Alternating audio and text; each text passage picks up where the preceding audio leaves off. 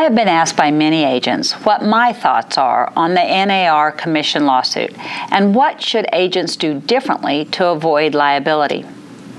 As NAR is appealing the $1.78 billion judgment laid down in November, it would not be appropriate for me to tell you what practices need changing.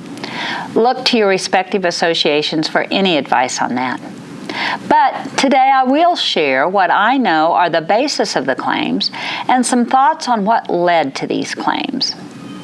In the Sitzer-Burnett versus NAR case in which the judgment was rendered, the plaintiffs, or sellers who made up the class action, claimed that the participation rule and the cooperative compensation practice unfairly forced sellers to pay inflated commission to buyers' agents. Some of the practices that supported that claim included a misrepresented obligation that to list any property in MLS services, seller had to agree to pay buyer's commission.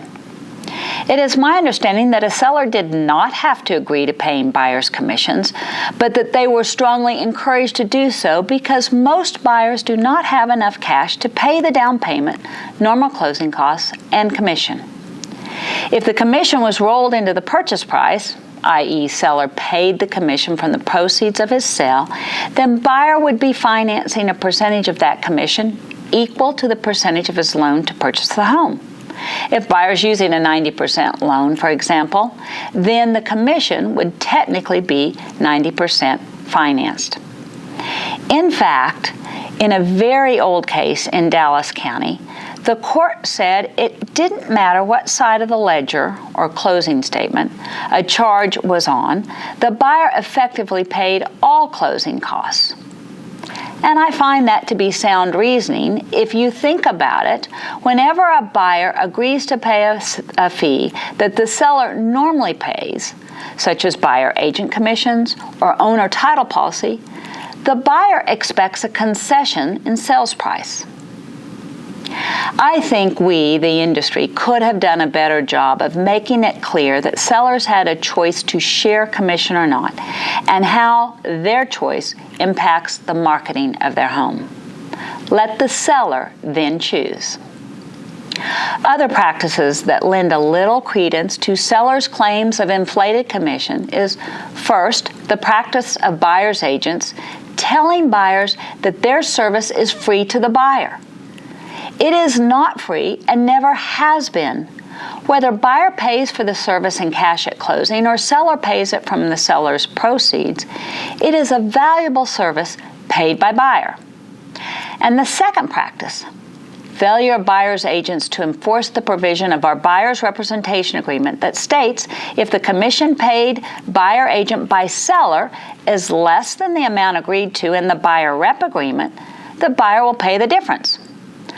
An agent's failure to enforce that provision and simply accept a lower commission because the seller has negotiated a lesser split in MLS lends evidence to the claim that the sharing rule in MLS conspires to keep buyer-agent commissions high. Failure to enforce your buyer rep agreement has been a frustration of mine for years. If you think your services are worth a certain amount, then enforce payment of that amount. Do not do your work for free. In my personal opinion, irrespective of the outcome of the appeal, certain practices will change. We will likely see a decoupling of the commissions, each party negotiating their own. We will perhaps see a negotiated tier commission offered, meaning an unbundling of some services so that for a lesser service, a lesser fee will be due from buyer. However, I believe the practice of seller paying buyer commission out of the proceeds of the home will remain the standard, as buyers would rather finance their commissions than pay in cash at closing. This video is not intended as legal advice to any viewer. This is just to give food for thought. For any advice or direction, please look to your respective associations or attorney. I hope 2024 brings you health, happiness, humor, and prosperity. Thank you.